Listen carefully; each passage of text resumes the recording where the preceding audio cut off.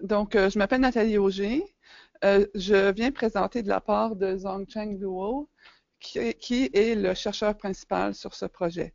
Ce n'est pas moi le chercheur principal, je suis co-investigateur et je ne connais pas les détails du projet. Il ne pouvait pas venir, donc je viens de sa part. Les inventer? Oui, je vais faire ça. Comment est-ce qu'on fait pour... Oui. Donc, Dr. Luo a tenté de préparer pour les Autochtones québécois une cohorte de naissances contenant les Singleton Births, les naissances simples, depuis entre 1996 et 2010. Il a construit la cohorte à l'aide de l'ISQ. Et son but était pour les Autochtones, à bien caractériser les éléments nécessaires pour connaître la santé périnatale des Autochtones. Et son projet, jusqu'à présent, a résulté à peu près comme 4 ou 5 articles, dont un article récemment dans le CMJ sur les hospitalisations chez les Autochtones. Donc, je vais vous présenter comment il a construit cette cohorte, ainsi que différents résultats liés à la cohorte, mais ça va prendre comme peut-être 15 minutes pour la présentation et je pourrai répondre aux questions autant que possible à la fin. OK, donc la cohorte contient les naissances entre 1996 et 2010, les naissances uniques. On a identifié, à l'aide des identifiants autochtones, les Autochtones à l'intérieur de la cohorte. Les naissances ont toutes été liées aux décès ainsi qu'aux données d'hospitalisation de MEDECO et aussi aux mortinaissances. Ensuite, on a rajouté... Ça va être utile. Ici, on a rajouté des données au niveau du voisinage, notamment l'indice de Pampalon et des facteurs comme ça. Maintenant, M. Luo est à l'étape d'analyse de données et de préparation des rapports pour le portrait de la santé périnatale. OK. Donc, comment a-t-il fait pour identifier les Autochtones? C'est un problème au niveau canadien, identifier les Autochtones dans les données populationnelles. Au Québec, on est chanceux parce qu'on a la langue, ce qui n'est pas disponible dans les autres provinces nécessairement. Donc, un Autochtone était considéré une personne qui avait comme langue maternelle une langue autochtone, soit cri ou autre langue des Premières Nations ou Inuit. L'autre façon d'identifier est à l'aide du code postal, ainsi que, ça c'est intéressant, le Indian Registration System, je ne sais pas comment ça se dit en français, mais tous les Autochtones sont inscrits dans ce Registration System et l'identifiant unique a été utilisé pour faire identifier les Autochtones. Donc, ça fait en sorte que cette cohorte est la plus compréhensive pour les Autochtones au Canada. Ce n'est pas juste le Québec.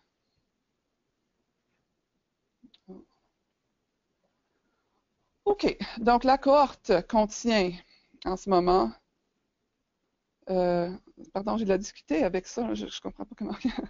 20 000 Premières Nations, 4 000 Inuits et 229 000 non-autochtones. C'est à peu près 20% de le restant des Québécois. En termes des issues de santé qui ont été étudiées, il y a plusieurs déterminants, incluant la prématurité, le large for gestational age, c'est le poids élevé, trop élevé pour l'âge gestationnel à la naissance, un peu comme la macrosomie, on appelle ça médicalement. La mortalité périnatale, mortalité infantile et l'hospitalisation en bas de 365 jours de vie, donc l'hospitalisation infantile. Et bon, c'est possible d'identifier toutes les hospitalisations, mais M. Luo traite les hospitalisations répétées pour la même cause comme un événement, dans les résultats qu'on va vous montrer bientôt. Oups. On identifie les causes d'hospitalisation à l'aide de la CIM, Classification internationale des maladies, pour ceux qui ne le savent pas. L'OMS classifie toutes les maladies qui sont connues en ce moment dans différentes catégories, et ces codes-là qui sont inclus dans MEDECO, qui sont utilisés pour identifier les différentes raisons pour hospitalisation. On rentre tout de suite dans quelques résultats concernant les statistiques pour les données. Cette diapo, on parle des issues de naissance, incluant la mortalité périnatale, ce qui veut dire soit une morte-naissance ou un décès en bas de 7 jours de vie. La mortalité infantile, qui est un décès en bas de 365 jours de vie.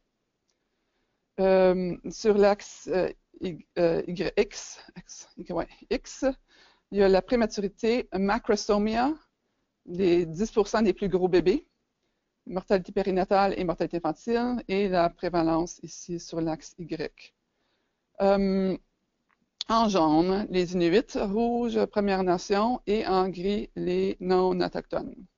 Ce que la diapo montre est qu'il y a, de façon globale, pour presque toutes ces problématiques-là, des taux un peu plus élevés chez les Inuits et les Premières Nations. Donc, pour la prématurité, c'est les Inuits qui ont le taux le plus élevé. Pour la macrosomie, les Premières Nations. La macrosomie est fortement liée au diabète gestationnel. Est-ce que vous m'entendez? Oui? OK. Et la mortalité périnatale des Inuits et aussi la mortalité infantile. Est-ce que vous avez des questions jusqu'à présent? Vous pouvez me poser vos questions en allant. Ça va bien pour ça? OK. Ça, c'est des rapports de risque pour les diverses causes, comparant soit les First Nations, les Autochtones de Première Nation, comparativement aux non-autochtones, et les Inuits comparativement aux non-autochtones. Pour la prématurité, le taux est un peu élevé pour les Autochtones, mais on voit que c'est pour les Premières Nations, mais on voit que c'est surtout les Inuits. Ensuite, pour la macrosomie, c'est pas facile de traduire des diapos qui sont en anglais pour des termes. En tout cas, c'est pas simple. Pour la macrosomie, les Premières Nations ont environ 3 fois le risque d'avoir un bébé de grosse envergure. Mortalité périnatale et mortalité infantile pour les Inuits, 2 fois ou 4 fois plus élevées chez ce groupe-ci.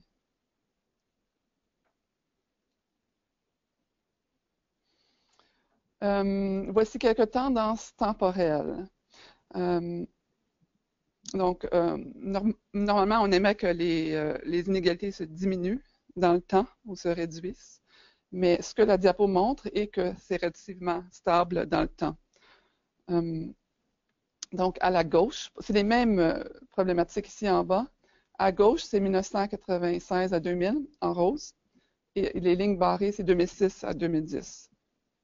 Donc, pour les naissances, on voit que peu importe première période ou deuxième période, les tendances sont toujours assez stables.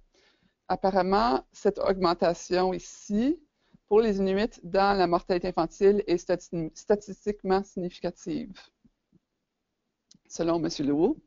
Donc, les inégalités sont soit stables ou en augmentation pour tous ces facteurs. Est-ce que vous avez des questions? Ça va bien. OK, les hospitalisations. Donc, ici, ce qu'on voit, pour toutes les hospitalisations, encore une fois, Inuits, Premières Nations et non autochtones, avec les taux ici à gauche. Pour toutes les hospitalisations, les Inuits et les Premières Nations ont environ 2 fois plus de risque d'être hospitalisés entre 0 et 1 an. Quand on regarde les différents sous-groupes de causes d'hospitalisation, voici les infections, où on voit la même tendance, et les hospitalisations pour problèmes respiratoires. les inégalités sont encore plus élevées ici, on dirait. Le système digestif, bon, c'est pas une problématique qui contribue aux inégalités. C'est un peu les forces de la cohorte. C'est des questions auxquelles on peut répondre. C'est connaître c'est quoi les problèmes qui contribuent aux inégalités parmi ce groupe québécois, ces deux groupes québécois. Oups, est-ce que j'ai terminé ça? Oui. Encore une fois, les rapports de risque. La Première Nation et Inuit, comparativement aux non-autochtones. Pour les deux groupes, ils ont environ 2 fois plus de chances d'être hospitalisés entre l'âge de 0 et 1 an. Et ici, on voit encore que les tendances sont présentes pour tous les groupes. C'est un peu élevé aussi pour le système digestif.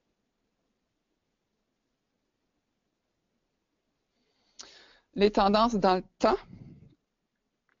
Donc, pour tous les groupes, on voit une diminution, une légère diminution dans le temps, mais il n'y a pas vraiment eu de réduction notable entre la première et la deuxième, ou les 3 périodes qui sont illustrées ici, 96 à 2000, 2001 à 2005 et 2006 à 2010.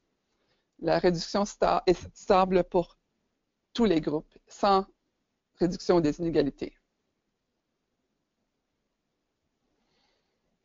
Il manque une diapo. Bon, c'est pas grave. Donc, en gros, c'est ça.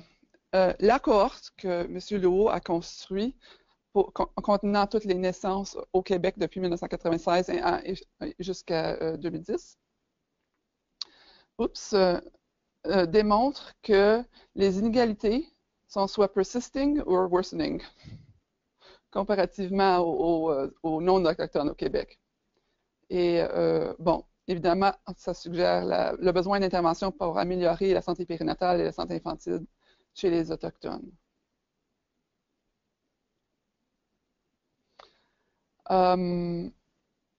Concernant les hospitalisations, la cohorte démontre aussi pour la première fois les causes d'hospitalisation pour les Autochtones enfants. Les hauts taux d'hospitalisation sont liés à severe morbidity rates, inadequate medical care, and other factors leading to hospitalization. Ce que ça suggère, unmet needs pour la prévention et la santé des Autochtones. Bon, voilà. Monsieur Lehoux aimerait remercier les IRSC pour avoir financé le projet ainsi que tous les organismes ici, le Cree Board of Health, First Nations of Quebec and Labrador Health and Social Services Commission, Nunavik Regional Board of Health, Indigenous Affairs, Ministère de la Santé, la RAMQ et l'ISQ. Est-ce que vous avez des questions? Oui, allez-y, je vais faire de mon mieux pour répondre.